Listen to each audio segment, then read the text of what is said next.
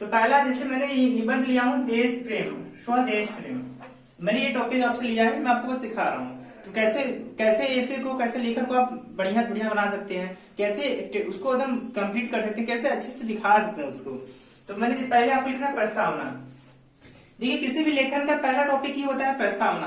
प्रस्तावना का मतलब ये होता है कि आप उसके अंदर आप क्या क्या लिखना चाहते हैं, किसके बारे में लिखना चाहते हैं, वह कौन कौन सा ऐसा बात होगा जिसपे आप टिप्पणी लिखेंगे। तो जैसे मेरा ये लिया, मैंने यहाँ पे एक लिखा, बहुत इंपॉर्टेंट है ये कोटेशन और आप लोग याद रखिएगा। जो भरा नहीं भावों से, ठीक है, जो भरा नहीं क्या भावों से बहती जिसमें रसधार नहीं, वह हृदय नहीं पत्थर है, वह हृदय नहीं पत्थर है जिसमें स्वदेश का प्यार नहीं। देखिए ये कोटेशन जो यहाँ का है हमारे स्वदेश प्रेम का, यही जान है इसका। आप कोटेशन आप ऐसा लिख दीजिए कि वो आपको लगे कि नहीं ये बहुत अच्छा कोटेशन, मतलब बहुत महत्वपूर्ण है। और प्रस्तावना मैं इसको समझाया तो मैंने लिखा क्या चीज इसको है, जो भरा नहीं है भावों से, जो वह व्यक्ति जो अपने अंदर भावों से नहीं भरा है, बहती जिसमें रसधार नहीं, वह व्यक्ति जिसमें रसों की धार नहीं बहती, जिसके अंदर स्वदेश प्रेम की भावना नहीं बहती, देश के प्रति भावना नहीं बहता है, स्वदेश के प्रति प्रेम की भावना नहीं बहती, वह हृदय नहीं पत्थर है। तो वह व्यक्ति क्या है, हृदय नहीं है, उसके अंदर हृदय नहीं है, उसमें क्या है, पत्थर है, उसमें देश प्रेम की भावना नहीं है, देश प्रेम की ये नहीं, प्रेम नहीं है, ये सब नहीं है। तो क्या है, वह इंसान नहीं, वह क्या है, उसका हृदय पत्थर का है। फिर जिसमें स्वदेश का प्यार नहीं है, वह कौन से व्यक्ति है, वह व्यक्ति जो है जिसमें देश के प्रति, अपने देश के प्रति प्यार नहीं।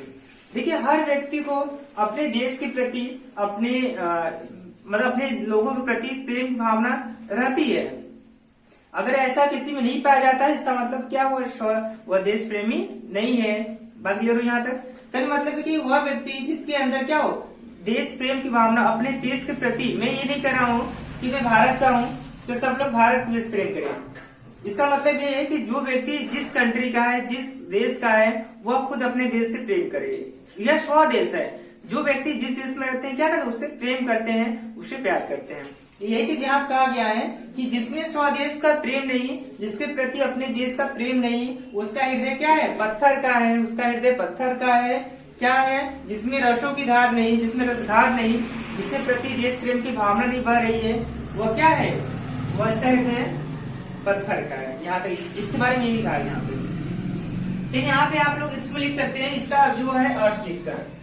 जैसे यहाँ पे मैंने इसको यहाँ तक लिखा, अब इसमें अर्थ को एक्सप्लेन कर सकते हैं कि इसका आशय ये है कि जो व्यक्ति अपने देश से प्यार करता है, ठीक है, या प्यार नहीं करता है, जो व्यक्ति अपने देश से प्यार नहीं करता है, उसका हृदय वो पत्थर का दिल का है। और जिसमें रसों की धार नहीं, जिसके अंदर देश प्रेम की भावना नहीं बह रही है, वो सब बेकार है, सब व्यर्थ है। सब तो अपने अंदर देश प्रेम की भावना को विकसित करना चाहिए और अधिक से अधिक विकसित करना चाहिए। अब यहाँ देखेंगे अगला हेडिंग है देश प्रेम। अब यहाँ पे आप सिखाएंगे कि देश प्रेम क्या होता है, देश प्रेम कैसे होता है, देश प्रेम कैसे किया जाता है। अब यहाँ पर देखेंगे, तो मैंने यहाँ लिखा है देश प्रेम की भावना सभी प्राणियों में स्वाभाविक रूप से विद्यमान रहती है। ये बहुत अच्छी लाइन देखिए, देश प्रेम की भावना। देखिए मैंने आपको पहले भी कहा था कि देश प्रेम की भावना सभी प्राणियों में समान होती है, समान स्वाभाविक रूप से विद्यमान होती है या आ जाती है। जैसे मैं एग्जाम्पल दे रहा हूँ, जैसे मान लीजिए यहाँ पे मैंने ये जैसे मान लीजिए मैं एग्जाम्पल ले रहा हूँ, जैसे मान लीजिए मुझे हिंदी लेखन या हिंदी बहुत प्रिय है, मुझे हिंदी पढ़ना बहुत अच्छा लगता है, तो ये स्वाभाविक रूप से मुझे अच्छा ही लगेगा। ठीक है, किसी को अपना घर बहुत अच्छा लगता है तो वो अपने घर छोड़कर कहीं और भी चला जाएगा, और 20 साल कहीं और भी रहेगा तो उसको अपना घर ही प्यारा लगेगा। वो कभी भी आएगा तो अपने घर पे बहुत उसको सुकून मिलेगा, अच्छा मिलेगा। तो यही बताया जा रहा है कि जो व्यक्ति जिस जगह, जिस देश में जन्म लेता है, उस देश के प्रति उसकी भावना क्या होती है, विकसित हो जाती है, देश प्रेम की भावना जागृत हो जाती है। जैसे एग्जाम्पल में यहाँ है, यह भावना पशु पक्षियों में भी दृष्टिकोण होती है। यह भावना क्या होती है, पशु पक्षियों में भी पाई जाती है। देखिए पशु पक्षी बेचारे पढ़े लिखे नहीं है, फिर भी इनके अंदर देश प्रेम की भावना आती है। कैसे आती है मैं आपको वो समझाता हूँ। एग्जाम्पल देखिए, एग्जाम्पल में जैसे देख लीजिए, कोई भी पक्षी दिन में निकलेगा कितने भी दूर जाए, वो खाना लेकर, खाना खाकर, पानी पीकर, कुछ भी कर शाम को अपने घर ही जाता है। आप देखे होंगे कि आपके घर जो भी पक्षी होगा, जो चिड़िया होगा, आपके घर में जो घोंसला बनाया होगा, कबूतर उतर जो भी होगा, सुबह निकल जाता होगा और शाम होते होते, ठीक है, वो क्या करता होगा, फिर वहीं पे आके स्थिर हो जाता होगा, यहाँ पे रहता होगा। तो जो पक्षी जहाँ पे वो अपना घर को बना लेते हैं, शाम होते होते वहीं पे अपना चले जाते हैं। तो जब ऐसा स्वाभाविक जो पक्षियों में होता है, तो मनुष्य को तो छोड़ दीजिए। फिर इसके बाद आप लिख सकते हैं थर्ड हेडिंग। थर्ड हेडिंग के लिए आप लिख सकते हैं देश के प्रति प्रेम, या फिर ऐसे भी लिख सकते हैं आप लोग हैं कि प्रमुख देशभक्त, ऐसे लिख सकते हैं प्रमुख देशभक्त। ये आपका थर्ड हेडिंग हो जाएगा। प्रमुख देशभक्त का मतलब ये हुआ कि हमारे कंट्री में, हमारे देश में बहुत सारे ऐसे वीर पैदा हुए, बहुत सारे ऐसे देशभक्त पैदा हुए, ठीक है। और ऐसा जैसे मतलब उस टाइम थे, इस टाइम तो नहीं कहा जाता कि ऐसे भी देशभक्त पैदा हो सकते हैं, ठीक है। मतलब बहुत कम ही देखने को मिलते हैं, मिलने वाले हैं। तो पहले जैसे थे हमारे यहाँ के जो देश प्रेम थे, जो देश प्रेम की भावना विकसित थी, या जितने बहादुर हमारे देश प्रेमी थे, आज के समय में उतने कम मिल लेते हैं। ऐसा नहीं कि हमारे अंदर देश प्रेम भावना नहीं है या लोगों को देश की भावना नहीं होती है। देखिए, देश प्रेम की भावना सबके अंदर है, वह जुनून सबके अंदर लाना पड़ेगा, तब जाके देश भावना या देश प्रेम की भावना को विकसित कर सकते हैं। बस यही एक उपाय है। तो अब यहाँ पर देख सकते हैं कि प्रमुख देशभक्त क्या क्या होते हैं या कैसे थे, कैसे उस टाइम थे। तो आप नाम भी लिख सकते हैं कि हमारे देश में बहुत सारे वीर या बहुत सारे देशभक्त पैदा हुए। जैसे में पहला आपका नाम आता है, ठीक है, रानी लक्ष्मीबाई। तो आप ऐसे लिख सकते हैं रानी लक्ष्मीबाई जी ने क्या किया, अपने साम्राज्य के लिए, अपने लोगों के लिए उन्होंने खुद युद्ध लड़ा। एक स्त्री होके हुए भी उन्होंने क्या किया, युद्ध लड़ा, बहुत सारे लोगों से युद्ध लड़ा। तो ऐसा बहुत कम देखने को मिलता है कि हमारे यहाँ की जो महिलाएं हैं युद्ध लड़ी हो। तो बहुत गिने चुने ऐसे ही लोग मिलते हैं जो हमारे देश के प्रति, हमारे राष्ट्र के प्रति क्या करते हैं, सम्मान को और ऊपर उठाते हैं। तो आप बहुत सारे नाम लिख सकते हैं कि रानी लक्ष्मीबाई जी ने अपने देश के लिए, अपने राज्य के लिए, अपने लोगों के लिए उन्होंने युद्ध उठाया, युद्ध किया और युद्ध लड़ा, ठीक है। और भी बहुत सारे इसमें नाम ले सकते हैं। जैसे हमारे गांधी जी हैं, तो हमारे गांधी जी क्या है, बहुत महान पुरुष। उन्होंने क्या किया, योगदान दिया देश के प्रति, क्या क्या समर्पण किया उन्होंने। आप उनके बारे में भी 2-3 लाइन, 10 लाइन, जो भी आपको मन करे आप उतना लिख सकते हैं। आप ये ध्यान दीजिएगा कि आपका जो लेखन हो एकदम प्यारा सा हो, ज्यादा बड़ा भी ना हो, ज्यादा छोटा भी ना हो। तो टिप्पणी लिखिए, लेकिन मेन लिखिए, ये नहीं कि सब गिनाई उसमें, थोड़ा थोड़ा टिप्पणी, अच्छा टिप्पणी उसमें लिखिए। फिर इसके बाद आपका जो नेक्स्ट हेडिंग होगा, ठीक है, फिर नेक्स्ट हेडिंग जो आपका चौथा होगा वो आपका हो जाएगा यहाँ से हेडिंग चौथा नंबर पे, देश प्रेम के गुण, जैसे स्व देश प्रेम के गुण। तो आप ऐसे लिख सकते हैं कि स्वदेश प्रेम के गुण।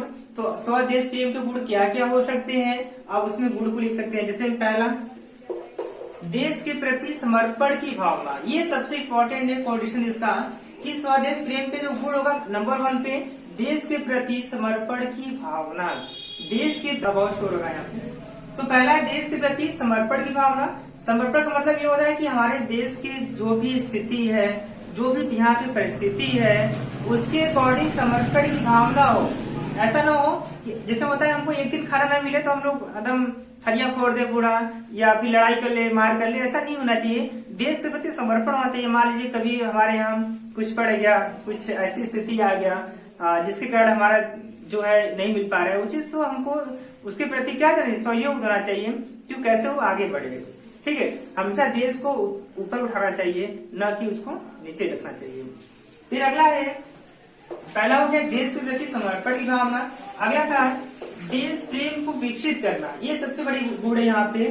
जो भी व्यक्ति अपने यहाँ रहते हैं या फिर जो हमारे आस पड़ोस रहते हैं, उनको देश के प्रति क्या करना चाहिए, समर्पण, देश प्रेम की भावना, ठीक है। व्यक्तित्व कर्तव्य, देश के प्रति क्या वो कर सकते हैं, ठीक है, वो कर सकते हैं। जैसे हमारे यहाँ बहुत लोग, सारे लोग हैं, तो अगर मान लीजिए यहाँ पे रोड है, बहुत गंदा आपको लग रहा है या गंदे रोड हो गए हैं, तो आप उसको साफ कर सकते हैं। और जितने भी कूड़े करकट जो भी आप इधर उधर फेंकते हैं, आप उसको अलग अलग रख सकते हैं, उसको एक जगह रख सकते हैं, फेंक सकते हैं। तो ऐसे आप भी देश के प्रति सहयोग कर सकते हैं। एक छोटा सा व्यक्ति भी देश का सहयोग देता है, ठीक है। बड़े से बड़े व्यक्ति भी देश का सहयोग देते हैं, उतना महत्वपूर्ण वो भी व्यक्ति है जो छोटा सा व्यक्ति होता है, वो गांव में रहता है फिर कहीं भी रहता है बस्ती में, उसका सहयोग देता है।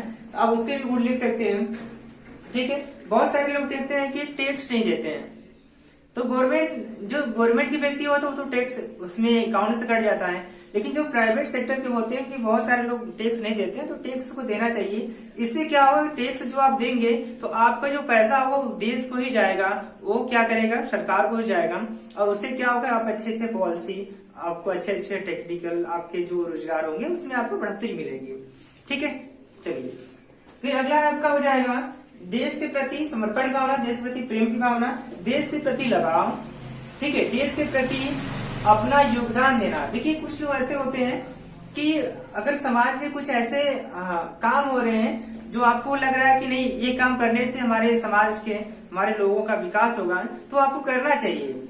ऐसा नहीं कि हम अपने में ही बिजी रहे, पड़ोसी अपने में बिजी रहे, वो पड़ोसी अपने में ही बिजी रहे, तो ऐसा नहीं करना चाहिए। देश प्रेम की भावना विकसित करें, हमारे आसपास जो लोग हैं उनसे मिले जुले, देश के विकास के लिए, सहयोग के लिए उनसे क्या करें, बातें करें, उनसे वार्तालाप करें, ये सब करते रहना चाहिए। इससे क्या होगा कि हमारा देश जो का उन्नति की ओर बढ़ेगा।